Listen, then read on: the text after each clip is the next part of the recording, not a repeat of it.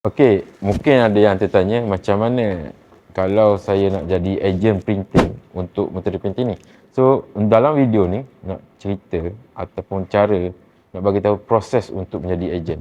So, yang pertama mudah je, syarat dia anda ada SSM berkaitan dengan printing. Yang kedua, anda juga seorang freelance walaupun tak ada tu, dan kita akan minta bukti memang anda seorang designer.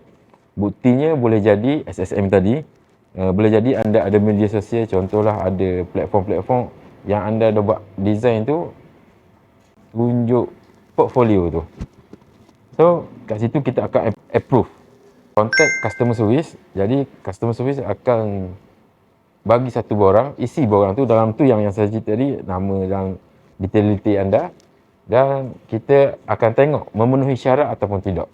Jika memenuhi syarat, kita akan serap jadi ejen, dan kalau tidak memenuhi syarat, memang kita tak teruskanlah. Dan yang bestnya, kita ada group support khas untuk ejen setiap orang. Jadi, jangan risau untuk dari segi harga, dari segi prosesnya, kita akan bagi tutorial.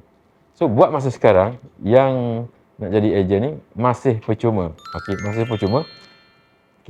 Saya tak pasti bila akan dikenakan bayaran sebab yang ni untuk kita menyediakan latihan apa semua tu juga ada kos. Untuk buat masa sekarang masih lagi percuma. So, jangan risau, contact customer service Metode Printing untuk anda buat duit dengan sticker label.